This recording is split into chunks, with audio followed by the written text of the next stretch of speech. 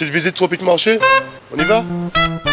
Alors on a le rayon jus, avec les sirops, tout ce qui suit. On a des ignames blanc, igname France, igname jaune, avocat, patates douces, des cives, persil, bananes, christophine, riz, haricots, la pâtisserie, le poisson, le lambi, attention, et les boudins, les acras. On va parler un peu des épices, boudin, sauce chien, graines à roussir, colombo, pâte à colombo, sauce colombo et tous nos fameux piments aussi, des vrais piments. Pitié. Chez Tropique Marché, on vous attend, on vous accueille, on est ouvert. Tout est là chez Tropique Marché. C'est bien des autres, venez qu'à Tropique Marché. On vous attend. Guadeloupe, actualité. Nous l'évoquions il y a quelques jours dans le Focus, donc dans notre revue de presse, un premier cas de monkeypox, de variole du singe avait été détecté en Martinique. C'est maintenant le cas en Guadeloupe, un premier patient détecté symptomatique au CHU de Pointe-à-Pitre. C'est le deuxième cas en fait sur le territoire, puisqu'un premier cas avait été déjà connu des services hospitaliers. Nous faisons un point avec le docteur Lamoury, infectiologue, au micro de Stanley Manicor.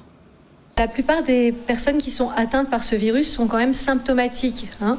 Donc, pour l'instant, c'est effectivement le premier cas qu'on a diagnostiqué à l'hôpital de Pointe-à-Pitre d'une personne originaire et qui vit en Guadeloupe, qui s'est probablement cependant contaminée sur un séjour récent dans les 3 semaines qui ont précédé l'apparition des signes en métropole. On ne peut pas exclure non plus une contamination, effectivement, depuis les 3 dernières semaines, ici en Guadeloupe. C'est le deuxième cas quand même en Guadeloupe. Le premier, c'était un cas vraiment importé de la métropole, une personne qui avait été isolée et rapidement repartie sur la métropole. Il y a une alarme, il y a une alerte parce qu'il y a une épidémie qui est complètement inhabituelle dans notre région. C'est quelque chose qui est classique dans les pays d'Afrique, principalement avec des épidémies depuis plusieurs années. C'est la première fois qu'on voit une épidémie d'une telle ampleur dans les pays d'Europe et d'Amérique du Nord. C'est inédit cette épidémie parce qu'elle est survenue chez des personnes qui n'avaient pas spécialement voyagé, qui n'avaient pas été en contact avec des personnes qui revenaient de voyage. Donc ça, c'est ce qui fait l'inquiétude par rapport à cette épidémie. C'est qu'on n'a pas forcément des lésions étendues, ça peut être concentré ou sur la bouche ou sur les parties génitales, sur le sexe, sur les fesses. Donc ça peut ressembler à des maladies beaucoup plus banales comme de l'herpès par exemple. Donc si on a ces lésions et qu'on a été en contact avec quelqu'un qui a eu un cas confirmé ou qu'on a des pratiques qui sont plus à risque, puisque pour l'instant, si on est dans des pratiques de multipartenaires sexuels, on est probablement plus exposé. En tout cas, c'est ce qui a l'air c'est les caractéristiques de cette épidémie en Europe et en Amérique du Nord. La variole et la maladie que ce virus donne actuellement, c'est des formes extrêmement bénignes pour la plupart, la très grande majorité. Ça ressemble à une pseudo-varicelle et c'est embêtant parce qu'on a des lésions sur la peau qui peuvent être dérangeantes, qui peuvent créer des démangeaisons, des douleurs, de l'inconfort. Infection qui se transmet par contact physique étroit. Ça peut aussi se transmettre par la salive. Alors là, pour vous parler, j'ai enlevé mon masque. Tout à l'heure, je l'avais, pas tant pour la variole du singe que pour le Covid, parce qu'on est en plein Covid. Mais pour en revenir à la variole du singe, eh bien, cette transmission, c'est vraiment sur des contacts, c'est les lésions cutanées ou muqueuses qui sont contagieuses. Et puis aussi, les petits postillons qu'on peut avoir, c'est pas dans l'air, mais donc si on met un masque, on protège son entourage. Et puis, donc, on essaie d'éviter les contacts étroits tant qu'on a des lésions présentes sur le corps ou sur les muqueuses. Ça dure, ces lésions, 2 à 3 semaines. Donc, c'est pour ça qu'on recommande un isolement de 2 à 3 semaines. On ne doit pas avoir peur en ce sens-là. Mais ce qui nous préoccupe, et ce qui alerte d'ailleurs même l'Organisation mondiale de la santé, c'est que c'est une épidémie inédite. Voilà, donc premier cas en Guadeloupe, soyez prudents, prenez vos précautions. Voilà, donc on reviendra certainement sur ce dossier. Maintenant, en bref, la suppression de la redevance audiovisuelle a été votée en première lecture par l'Assemblée nationale il y a quelques jours. La loi prévoit que cet impôt, vu comme vieillissant, inadapté et obsolète, selon certains, puisque la nouvelle technologie aidant, l'utilisation de cet outil tend à se raréfier, soit remplacé par un prélèvement sur la TVA. imposable à tous les consommateurs via nos acquisitions de biens et de services. D'aucuns regrettent que cette loi n'ait pas été discutée avec les responsables de l'audiovisuel, les usagers et les syndicats. Rappelons que cette taxe de l'audiovisuel finance les médias publics et qu'elle doit être votée maintenant par le Sénat pour être adoptée définitivement. Nouvelle campagne de sensibilisation à nos écosystèmes. La saison touristique se déroule malheureusement en même temps que la saison de ponte des tortues. Au Gauzet et à Petit-Bourg, l'ONF rappelle les bons gestes, réflexes et comportements. Un sujet de Maxime Morel. C'est important pour nous de lancer en fait à nouveau une campagne de sensibilisation par rapport au fait que nous sommes en période de haute saison touristique et que c'est aussi la période de ponte, donc il faut être extrêmement vigilant puisque les tortues marines sont des espèces protégées et menacées d'extinction. Et donc l'objectif, c'est de vraiment sensibiliser la population et les touristes aussi à avoir les bons gestes si jamais ils s'aperçoivent qu'il y a une trace ou une tortue ou des tortillons. Donc l'objectif c'était de leur rappeler les bons gestes et aussi en cas de tortue, d'observation d'une tortue, savoir qu'il faut contacter aussi le réseau échouage. Il y a à la fois la tortue, l'espèce qui va pondre, qu'il ne faut pas déranger, mais il y a aussi préserver son habitat. Donc la préservation de son habitat, ça va être de toute façon les feux sur la plage sont interdits, ça va être de ne pas couper la végétation. Puisque elles vont aussi, il y a des tortues qui vont pondre sur la végétation. Et puis bien sûr les déchets, de pouvoir ramasser ces déchets, donc de pas polluer la plage, et tout ce qui va être pollution lumineuse, d'être très vigilant pour éviter la désorientation possible. Et enfin, et ça c'est aussi une intention, mais les véhicules à moteur ne sont pas autorisés sur les plages, et donc de rappeler que s'ils vont sur les plages, ils peuvent être sanctionnés, mais que ça a un impact puisque ça va entasser le sable, et donc les tortues n'auront pas de la possibilité de pondre. Alors on rappelle le numéro du réseau échouage, c'est un portable 740 381. 740 381. Pointe-à-Pitre, nous allons maintenant marcher aux épices, découverte des herbes médicinales avec Nicaise, qui dévoile à Harold Luce, Christophe Verger et Marius Vérin quelques secrets. On regarde. Depuis 40 ans, je propose des épices et des feuillages, un peu de tout. Au fur et à mesure, j'agrandis mon stand. Nous avons la verveine. Tout le monde connaît la verveine. La verveine. De l'armoise. L'armoise, on peut le prendre. Quand par exemple, on a mal au froid. Et aussi, par exemple, pour la circulation. Et quand on a mangé quelque chose qui nous a fait mal, pareil. Pour les règles douloureuses aussi. Puis, il y a la tourreau. Et puis, dans le temps de ma mère, c'est la vanne rouge qu'on appelait. C'est bon pour tout, comme on dit. C'est-à-dire, c'est bon pour le froid, c'est bon pour la grippe, c'est pour le fameux Covid aussi. Oui, puisqu'on en a beaucoup. Et c'est bon pour, par exemple, les gaz. Bon pour, par exemple, quand on a mal à la tête. On voit pour beaucoup de choses. Comme on dit, c'est qu'on a changé le nom, on a dit Atubo, c'est parce que c'est bon pour tous les maux. Le verpellet, on appelle Nîmes aussi. On l'utilise quand on est diabétique. Et pour la peau aussi, par exemple, quand on a des boutons de chaleur ou bien des boutons eczéma, on l'utilise aussi pour ça. Et puis, vous avez aussi l'arada de vinaigre, du de vinaigre. On l'utilise aussi pour le Covid. Et quand on a mal à la tête aussi, on l'utilise. Là, c'est la racine de sarsaparille. C'est bon pour la circulation, les bouffées de chaleur. Quand on va chez le docteur et on n'arrive pas à trouver solution, et les gens viennent nous dire qu'ils ont tel problème et qu'est-ce qu'ils peuvent prendre à côté des médicaments. Et nous avons aussi le pasteur qui est très bon pour le diabète. Et vous avez aussi l'enfer rouge qui devient rare. Ça c'est envers rouge. C'est bon aussi pour la circulation. Le marché a changé énormément. Autant de ma mère, quand elle venait, c'était, vous voyez, il y avait des poules, des lapins, des capris. À l'entrée, Il y avait la route aussi qui passait, hein. Il y avait une route. Le marché, de toutes les manières, avant le marché était fermé. Il fallait ouvrir le marché. Il y avait une heure bien précise qu'on entrait. Et les gens se bousculaient, par exemple, à l'arrivée de la personne qui ouvre le marché. Voilà, nos remèdes rasiers, on y revient aujourd'hui. On sait que maintenant c'est revenu un peu... c'est une tendance qui se confirme, donc n'hésitez pas à aller voir Nicaise à Pointe-à-Pitre. Culture toujours depuis, dernier ouvrage de Didier Manette, 365 proverbes créoles Guadeloupe. Il partage donc un moment intergénérationnel autour de ces proverbes avec une association. Charlie Dagonia a pu assister à cette rencontre. J'ai vu dans le livre, mais c'est vrai que c'est leur connaître maladie pour quoi trouver remède. Parce que là, on va passer en l'eau maladie, pour qu'on dise, mais si là, j'ai fait ça.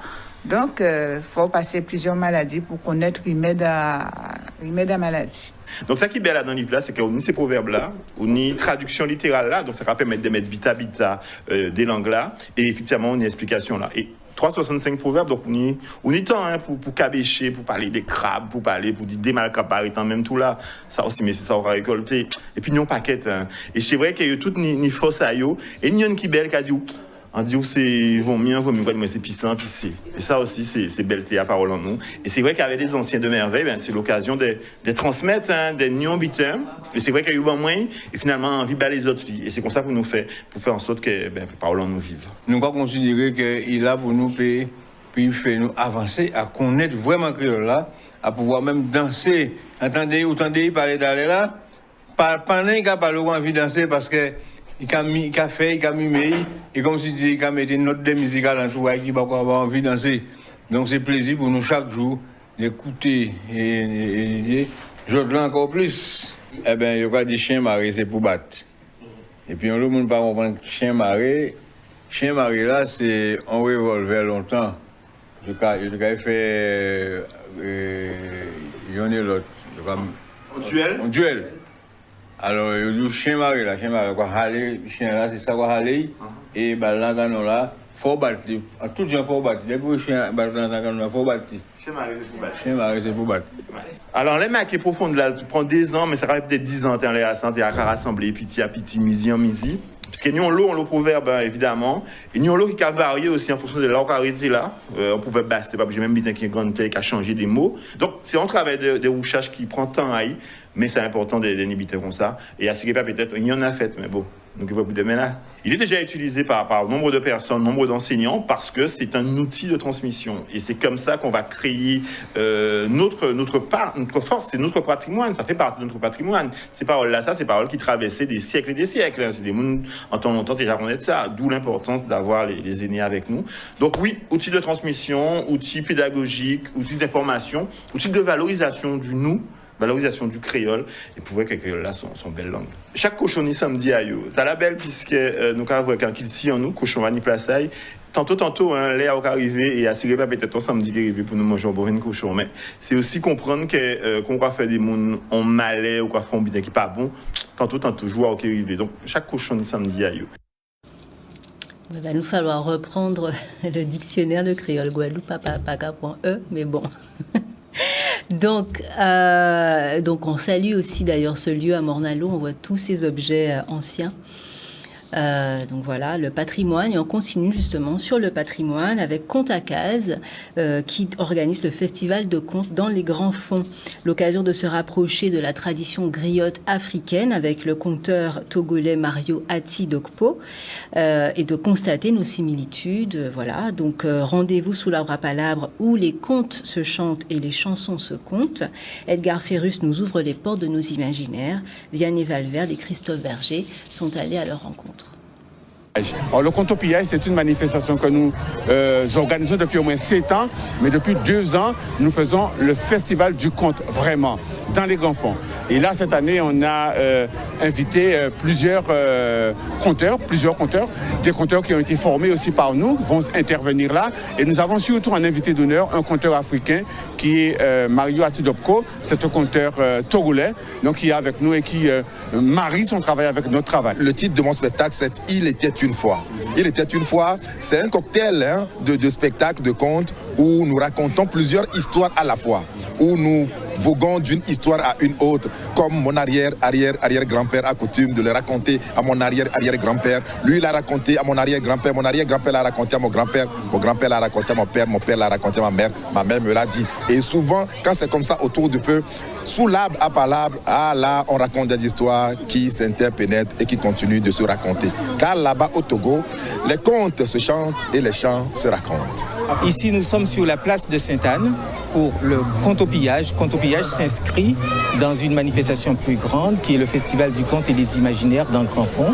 Donc c'est la 2e édition et c'est en quelque sorte le clou du spectacle avec les enfants, les parents, la famille et puis la population sainte-anaise qui s'amasse autour du conte. Bon, déjà un conte du Togo, j'ai envie de le dire dans ma langue évé, d'accord, qui est une des langues du Togo, une des langues africaines. Mais très souvent, quand je viens en Guyane et en Guadeloupe, je me rends compte que beaucoup de contes sont dits en créole. Eh bien, on aura droit à des contes modernes, je vais dire ça comme ça, des contes modernes, c'est-à-dire des contes qui sont chouqués dans le pays même, des contes qui ont été créés, des récits qui ont été créés en tenant compte de l'histoire du pays, de personnages du pays. L'idée de faire un festival du conte, c'est de mettre en avant un pan de notre patrimoine. Le conte est très ancré dans nos traditions orales. Il était important pour nous de créer un événement annuel autour de ce genre littéraire. La parole, elle n'a pas de pied, mais elle voyage et fait voyager. Les maîtres d'école là, ni compte, ça y fait. Ils criaient, oh, puis excusez. Ronron, veuillez m'excuser, c'était complètement involontaire. Ronron couille, plairait. Il arrivait à maman, il tombait à bras maman, sans souffle. Il plairait, il racontait. Candidat donnait un Leros ce week-end dans le cadre du week-end festivalier du Calvaire, comme nous l'avions annoncé la semaine dernière. Olivier Moradel et Marius Vérin nous rapportent quelques images. On regarde ça tout de suite. Gauni Boandrena, il venait à Marie-Gala, il te menait chercher où ton amadlale. Bravo le répondant, à commander tout ça qu'il a, couiller le temps bouillé, ou rajon tigage pas moi. Ani le répondant, doit tenir le temps bouillé, comme un homme qui a besoin de chemper pour des sables. Et si nous bien bouillé après, j'ai bien voir pour la moi, ou acheter la tête au moi, j'ai bouillé après qui tombe, yo te camène monter, mais à tout balala.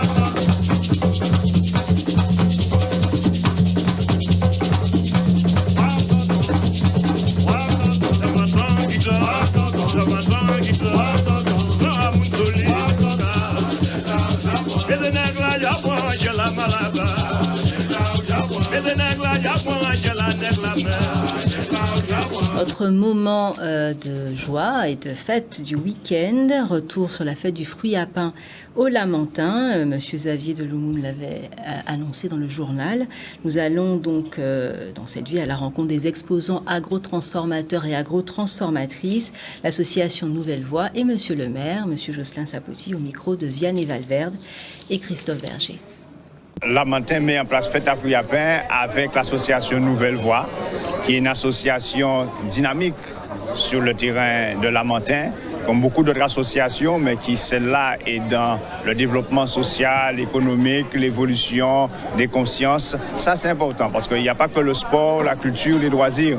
Si vous voulez, on était, comme tout le monde, pendant 2 ans inactifs. On n'a pas pu réaliser cette fête-là, mais maintenant, ça y est, nous repartons de plus belle. Et voilà, c'est la 6e édition de notre fête du fruit à pain au Lamentin. Bienvenue à la fête du fruit à pain. Donc aujourd'hui, en ce 24 juillet 2022. Donc c'est vraiment un réel plaisir pour moi de venir ici afin de proposer mes produits. Donc la société s'appelle Saveur Pays Guadeloupe, donc qui est une société d'agrotransformation, vraiment qui valorise les produits du terroir. Donc l'objectif aujourd'hui pour moi, c'est vraiment de vous présenter les beaux mets que nous préparons. Et quand je regarde tous ces stands-là, je regarde autant de personnes qui font la transformation de la farine à fruits à pain. Et tout ce qu'on peut faire avec la farine de fruits à pain. J'ai jamais pensé, moi, quand j'étais jeune garçon, petit, en culotte courte, qu'un jour j'aurais pu voir ça. Nous avons mangé fruits à pain au sel, et nous avons progressé un qui nous conserve ou bien fruits à pain en migrant ou encore en bébélé. Eh bien, aujourd'hui, là, nous avons fait tout qualité de fruits à pain. Ça super aujourd'hui, là, on a gâté famille en moi. On a gâté plein de fruits à pain, et ils sont contents. Étant donné que je suis à la culture, je me devais d'être présente sur cette manifestation, puisque ça fait partie de la fête patronale. C'est une continuité, puisque le maire a souhaité, avec le conseil municipal, de faire la fête jusqu'au 30 juillet. Donc aujourd'hui, la fête du fruit à pain s'est englobée dans cette belle fête patronale. C'est une continuité. Donc je souhaite à tout le monde de venir, puisque c'est une belle fête. Tout est à base de fruits à pain. D'ores et déjà, nous disons à la population que nous ferons l'année du fruit à pain en 2023. Voilà. Alors, j'ai commencé tout d'abord à l'utiliser pour faire le bébélé, puisque je suis marie-galantaise, donc je fais le bébélé, donc voilà. Et j'ai eu, à force d'utiliser ce produit, le fruit à pain dans le bébélé, j'ai trouvé que je peux faire énormément de choses avec. Et l'abondance que nous avons en Guadeloupe, c'est vraiment un fruit qui est béni, je dirais cela, parce qu'on le trouve vraiment partout en Guadeloupe, et même lorsqu'on va dans les îles de la Caraïbe. Donc je demande aux gens de venir, parce que le fruit à pain est maître chez nous, parce que dans le Nord-Bas-Terre, notamment sur notre territoire, le fruit à pain est quand même très présent. Enfin, voilà, notre dernière actualité, nous restons dans la culture. On va dire le sujet qui a dominé le journal, c'est quand même la culture. Enfin, retour sur le show électro-caribéen après 2 ans d'absence. La Holiday Inn se donnait dans le Nord Grande-Terre au Moule, un line-up ou une programmation internationale, entre autres artistes Rema, Gazo, Bambi, Kalash, Giant Night, Rexy, Dunkers, etc. On en regarde un court extrait des images rapportées par Stanley Manicor.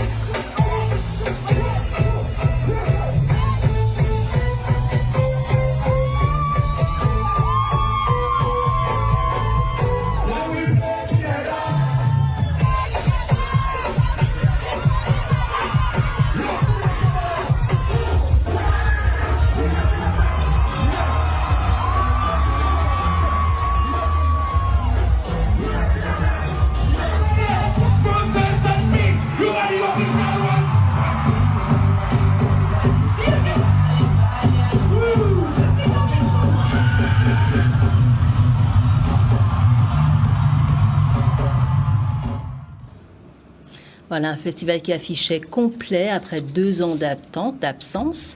Je pense que nos concitoyens étaient ravis après 2 années de sevrage. Alors, notre invitée ce soir sur le plateau donc, de l'information, Madame Samantha Louis, bonsoir. Bonsoir. Donc, qui est venue nous parler d'une journée détente offerte par l'APF France Handicap Pôle Guadeloupe qui va se dérouler le 4 août. Tout à fait, en partenariat avec l'association Fiat Lux. Donc, nous organisons une journée lionnage pour handicap. Donc, en fait, c'est une journée détente avec pour objectif de parler de différentes thématiques, notamment la mobilité, l'inclusion sociale et l'accessibilité pour les personnes en situation de handicap. Donc, journée ouverte au public, personnes en situation de handicap, famille, à Manon-Bois, de 8h30 à 16h à Sainte-Anne. Voilà, donc voilà, on veut ce rendez-vous qui est accessible à tous les publics, famille, enfants, qu'on ne va pas faire de validisme, comme on dit, c'est le terme consacré aujourd'hui, nous ne sommes pas validistes, c'est-à-dire que l'événement est ouvert à tous, et on veut amener donc le public à mieux comprendre aussi les enjeux qui traversent la vie des personnes en situation de handicap. Donc notamment, si on peut, par exemple, s'arrêter un peu sur la question de l'accessibilité. Est-ce que la Guadeloupe est un territoire qui est accessible aux personnes en situation de handicap? Pas encore. Nous constatons en fait que cette démarche est faite, mais pas de manière assez approfondie pour l'instant. Donc c'est un peu timide, mais si on continue dans cette voie, ça devrait aller de mieux en mieux en tout cas. Oui, parce qu'effectivement, on voit de plus en plus de bâtiments où il y a des rampes, ce qui est normalement obligatoire aujourd'hui. Donc, est-ce que vous faites des enquêtes pour savoir comment ça se passe, comment ça avance? Nous avons eu l'occasion avec la ville de Petit-Bourg de vérifier un petit peu l'accessibilité de la commune. Donc, quand on nous sollicite, on participe pour vérifier les accessibilités. Mais c'est vrai que nous ne sommes, en général, nous ne sommes pas encore très performants sur le sujet. Voilà, donc c'est important. Alors, effectivement, la deuxième chose, c'était aussi la présence des personnes en situation de handicap dans nos espaces publics. Personnellement, je me rappelle qu'enfant, je ne savais même pas qu'il y avait des personnes handicapées. Parce qu'on ne les voyait pas, on les cachait. Est-ce qu'aujourd'hui, il y a aussi un travail, une avancée sur ça? Est-ce qu'on les voit plus dans l'espace public? Alors, c'est-à-dire que justement, à travers notre manifestation, notre idée aussi, c'est d'ouvrir le regard, changer le regard de la population sur le handicap, sur la manière de traiter les personnes en situation de handicap, puisque ce sont des personnes comme tout le monde et qui doivent être traitées à juste valeur. D'autant plus qu'on sait que le handicap peut arriver à la naissance, mais peut être aussi causé par un accident. On sait aussi qu'on a une forte prévalence du diabète qui amène aussi certaines personnes à être en situation de un handicap n'est pas forcément... c'est quelque chose qui peut nous tomber dessus à n'importe quel moment. Et une perte de mobilité aussi devient un handicap petit à petit. Voilà. Donc, voilà. Tout à fait, avec l'âge. Exactement. Voilà. Donc, tout ça pour dire qu'il faut venir le 4 août. Tout à fait, nous vous attendons, nombreux. Voilà. Ça va se dérouler à quel endroit, on rappelle? Donc, en fait, c'est à Manon-Bois, c'est dans les Grands Fonds de Sainte-Anne. Et c'est une manifestation que nous faisons en partenariat avec l'association Fiat Lux. Donc, on peut trouver Manon-Bois en tapant dans le GPS, par exemple? Oui. Après, vous pouvez aussi nous contacter au 0690 95 67 08 ou au 0690 17 19. Outremernews.fr, le site de l'actualité Outre-mer, 24 heures sur 24 et 7 jours sur 7. Retrouvez la chaîne Outremer News sur YouTube.